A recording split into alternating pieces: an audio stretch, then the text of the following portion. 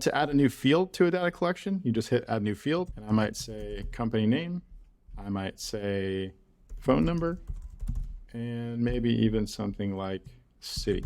And then if I need to add a record from inside of the studio, I can just click add record. As you build and launch your app, most of this data will be set by your end users and not necessarily in the studio itself.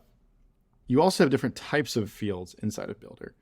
Field type allows you to identify a field as a specific type of field in the future. We don't limit what information can be set into a field based off what you choose here. So if you choose number, we would still allow you to set, let's say, a text value into it. But oftentimes it's easier for you to visualize what data is by giving it a specific type of data field that it's supposed to be.